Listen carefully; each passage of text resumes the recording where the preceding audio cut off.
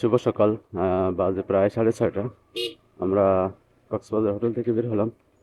C fish যে একটা আড়ত আছে, সামুদ্রিক মাছের আড়ত। জানেন সকালে যেতে হয় আড়তে, তার কারণে আর দেরি না করে বের হয়ে গেছি সকাল সকাল উঠে। তো চলেন যাই মাছের আড়তে মাছ দেখতে, কারণ কক্সবাজার সমুদ্র সৈকতে মাছের একটা বিষয় আছে, তাই না? এখন আসলেই সবাই মাছ দিয়ে ভাত খায়, মাছে ভাতে বাঙালি বলে কথা। তারপরে আবার সামুদ্রিক মাছ আমার খুবই প্রিয়। আমি এসেই সামুদ্রিক মাছ দিয়ে ভাত খেয়েছি, যেটার নাম সুরমা মাছ। আমার অনেক ফেভারিট একটা মাছ সুরমা মাছ। যারা না খাইছেন তারা অবশ্যই খেয়ে দেখতে পারেন আপনি। এই হচ্ছে সবচেয়ে বিশাল লং বিচ হোটেল। বিশাল হোটেল, বিশাল। শুধু বড় লোকের হোটেল না। সেন্ট মার্টিন ভ্রমণ, বান্দরবান ভ্রমণ গাইডলাইন। ওকে, সকাল সকাল একটু ফাঁকা। কক্সবাজারের যে অবস্থা, প্রচুর গাড়ি, 4 লেন হয়েছে ঠিক আছে, কিন্তু এত পরিমাণে গাড়ি আর মানুষ, তা রাত থেকে বিশেষ করে দুপুর থেকে শুকিয়ে যায়। এখন তো সকাল, যার কারণে রাস্তা ফাঁকা।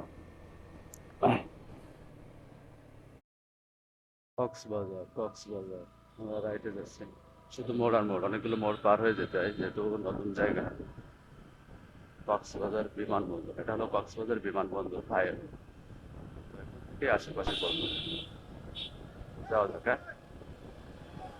ভিউয়ার্স, আজকে চলে আসছি আসলে কক্সবাজারের বিখ্যাত এক ফিশ ঘাটে, যেখানে এসেই দেখতে পাচ্ছি সামনেই প্রচুর মাছ দেখতে পাচ্ছেন। তবে শুধু ইলিশ মাছ। শত শত মাছ ধরার ট্রলার আছে সামনে, যারা আসলে মাছ ধরা তুলতেছে, কেউ বরফে ভরতেছে, কেউ কেনাকাটা করতেছে। চাঞ্চল্যকর একটা গল্প আসলে, সমুদ্রের গন্ধ দুটোই একসাথে মন ভরিয়ে দিচ্ছে। তো চারিপাশে শুধু মাছ আর মানুষ, একা একা, একাকার নিরাকার। তো দুটোই একসাথে মন ভরিয়ে দিচ্ছে। তো এমন দৃশ্য আসলে সত্যি দেখবার মতো, চোখে না দেখলে বিশ্বাস করা যায় না। হঠাৎ করেই চলে আসলাম কক্সবাজার। তো একজন বলল যে চলেন মাছ দেখে আসি, কারণ কক্সবাজার এসে যদি মাছ না দেখি, তাও আবার সমুদ্রের মাছ। তো সকাল সকাল বের হয়ে চলে আসলাম, দেখতে পেলেন এটা এয়ারপোর্ট সংলগ্ন বিমানবন্দর রোড। ডান পাশে আসলেই এই মৎস্যঘাট, আর বাম পাশে এয়ারপোর্ট।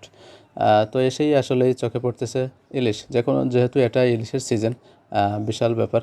তো আসলে এইভাবে দেখতে পাবো ভাবিনি। মাঝে মধ্যে ইলিশের ধরা বন্ধ থাকে। তো এখানে দরাদরি চলতেছে। ব্লগে আসলে কক্সবাজারের ফিশ ঘাট, যেখানে শত শত জেলে ট্রলারে করে এই মাছগুলো নিয়ে আসতেছে, তাজা মাছ। তো আনার সাথে সাথেই মারা যাচ্ছে, আসলে মারা যাচ্ছে না, রাতেই মারা যাচ্ছে। কারণ আমরা আরও দেখানোর চেষ্টা করব সামনে, যে ট্রলারে কীভাবে মাছগুলো আনতেছে, আর ট্রলারে মাছগুলো কীভাবে থাকে, আসলে তাজা থাকে নাকি মরা থাকে, আমরা আসলে কীভাবে মাছগুলো পেয়ে থাকি। তো সারা দেশে এগুলো ছড়িয়ে যায়। উপকূল অঞ্চলের জীবন যাত্রা এদের এই মাছ নিয়েই, যেখানে আসলে বরফে মোড়ানো থাকে। ইলিশ থেকে টুনা, রূপচাঁদা, চিংড়ি ইত্যাদি আসলে নানা রকম মাছ, যেগুলো শুধুমাত্র সামনে দেখতে পাচ্ছেন শুধু ইলিশ আর ইলিশ। এভাবে ইলিশ দেখতে পাবো ভাবিনি। যদিও আসলেই এগুলো সারা দেশে ছড়াই যায় অনেক। এভাবে বিস্তরণ আসলেই যদিও সেই রাত নাগাদ চলে আসে, সেই ভোর থেকে বা সারা রাত মাছগুলো ধরে এবং ভোরে এগুলো চলে আসে। তো যার কারণে এখন বাজে প্রায় 6টা 7টা। এখন ভোর থেকে এগুলো শুরু হয়, যেহেতু এটা চলে মাছ যাবে অনেক আস্তে আছে আস্তে কিন্তু সারা দুইটাই দেশে। বেশি দেখা যাচ্ছে। তো দেখতে এখন পাচ্ছেন একটা মাছ নানান ট্রলারে প্রকার মাছ। এগুলো লম্বা কি একটা মাছ, আসলে নাম জানি না। শুধুমাত্র ইলিশের দেশি মাছটাই জানি। কচি আর মাছ, টোনা বোয়াল আছে, মাছের মতো রূপচাঁদা, বডির রূপচাঁদাও সাইজে। দেখলাম। এটা চিংড়ি দেখলে এভাবে মাছ দেখা দেখলে যাচ্ছে না। বুঝতে পারেন, নতুন তবে নতুন ইলিশের জায়গা। বিচরণটাই বেশি, যার কারণে কেন জানি না, হয়তোবা দাম বেশি হওয়াতে ইলিশটাই মানুষ বেছে নিয়েছে একরকম। ট্রলার তো মানুষের সমাগম আছে, কেউ নিচ্ছে, এই দেখেন কিভাবে নিয়ে আসতেছে সেই নদীর থেকে, মানে সাগর থেকে মাছগুলো এভাবেই ঝুড়িতে করে মানুষ, জেলেরা নিয়ে আসতেছে, সেটা ঢালতেছে। এরপরে পাইকারিভাবে বেচা কেনা চলতেছে, যেগুলো ছড়িয়ে যাচ্ছে সারা দেশে। গন্তব্যস্থলে, এরপরে সারা দেশে ছড়াচ্ছে বরফ। যেসব ট্রলারে মাছগুলো আসে, সামনে সেসব ট্রলার দেখি, কাছ থেকে একটু দেখি। এরা রাত ভরে মাছগুলো ধরে, এরপরে সকাল বা ভোরে চলে আসে।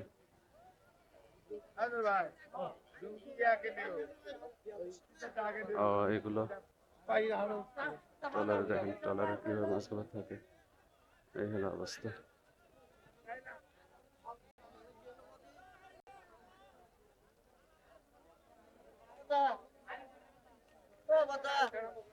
সবই ইলিশ আর ইলিশ। ইলিশটাই বেশি। করাল নাকি যেন একটা মাছ, বড় বড়, কত বড়, কি সুন্দর মাছ। ও অসাধারণ অবস্থা। এইভাবে ডিঙ্গি নৌকা বা বড় নৌকায় ট্রলার ভরে ভরে সারা রাত মাছ ধরে নিয়ে আসে। ও দেখি উপর থেকে কেমন দেখা যায়। এখান থেকে আরেকটু ভালো দেখা যাচ্ছে। ওই যে কত বড় বড়, কত নৌকা ট্রলার, কত প্রচুর প্রচুর বড় বড় জাহাজে করে মাছগুলো আসে, এরপরে বাজারে চলে আসে। তো ধন্যবাদ সবাইকে, আশা করি আপনারা কিছু দেখতে পেয়েছেন। আমিও এই প্রথমবার, কারণ বরিশালে যাওয়া হয়েছে কিন্তু এভাবে বড় বাজারে মাছের আড়তে যাওয়া হয়নি, সুযোগ হয়নি, বিশেষ করে সকালবেলা তো, এই জন্য। তো এবার সকাল সকাল বের হয়ে গেছি, তাও আবার কক্সবাজার এসে দেখেন শুধু ইলিশ আর ইলিশ।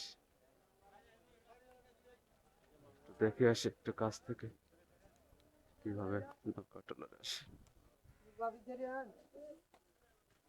অসাধারণ, কত কষ্ট করে মানুষ মাছগুলো নিয়ে আসে। ওই যেভাবে ফ্রেজিং করা, টোটালটাই ফ্রেজিং করা থাকে, কিভাবে ওটা আসছে।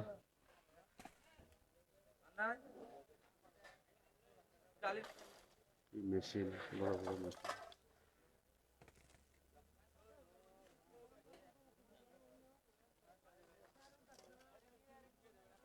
ইলিশ আর ইলিশ। আগে ভিতরেও কি ফ্রিজিং থাকে না, ভিতরে বরফেরই থাকে, নাহলে মাছ থাকতে পারে না ভালো, কারণ সে সারা রাত মাছগুলো ওইভাবে থাকে। কি মেশিন, বড় বড়।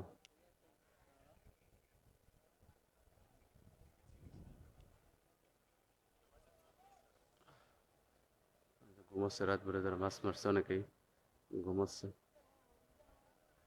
সব বড় বড় জাহাজ, বড় বড় ট্রলার আর কি বলে, যেগুলো দিয়ে মাছ ধরে সাগরের ভিতরে চলে যায়।